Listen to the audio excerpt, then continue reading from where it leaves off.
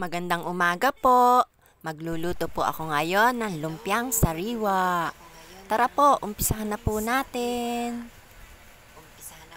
Magdikdik po muna tayo ng mani para may pantoppings tayo sa lumpiang sariwa.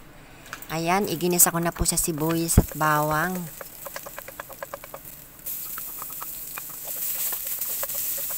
Nilagay ko na po ang carrots. Tapos isinunod ko na ang kamote. Ayan, halu-haluin nating mabuti para maprito ng konti. At isinunod ko na ang sayote. Ayan, inilagay ko na po ang singkamas. Tubigan natin ng kaunti at lagyan natin ng pampalasa, magic sarap, paminta at konting patis. Ayan, haluin nating mabuti at takpan para maluto.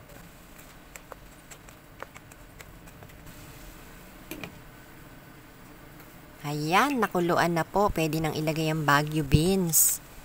Bahagyan luto lang po ito. Pagkatapos, hahanguin na natin at patiktikin natin uli sa salaan para matiktik.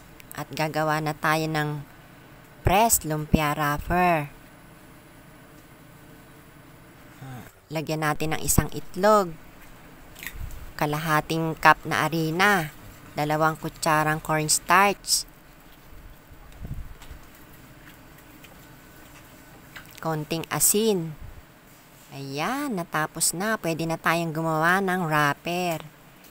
Napakabilis lang po nito. Basta naaangat na yung wrapper ay luto na.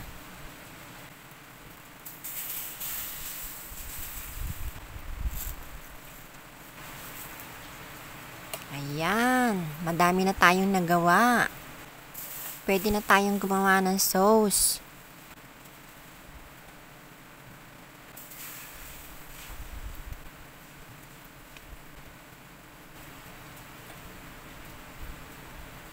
Ayan, luto na po. Gagawa na tayo ng sauce. Bago tayo magbalot, 1 cup na tubig, kalahating cup na asukal, 2 kutsarang toyo, tinadtad na bawang, konting asin. Haluin nating mabuti at lalagyan natin ng cornstarch, pampalapot.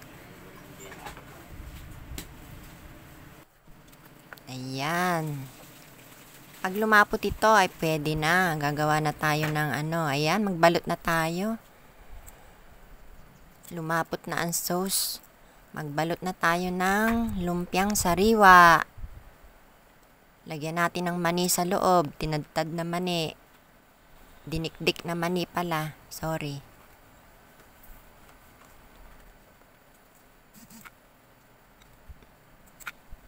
Ayan, napakabilis lang po nito. At tayo ay titikim na ng ating ginawang lumpiang sariwa. Naku, napakasarap po nito. Try nyo na din pong magluto. Napakabilis lang lutuin. Yan, natapos na. Lagyan na natin ng sauce na malapot, na manamis-namis. Tapos, paibabawan uli natin ng mani na dinurog para lalong masarap. Ayan. Napakagandang tingnan. Napakabilis lutuin. Kain na po tayo. Tikman na natin. Yummy! Maraming salamat po. Bye!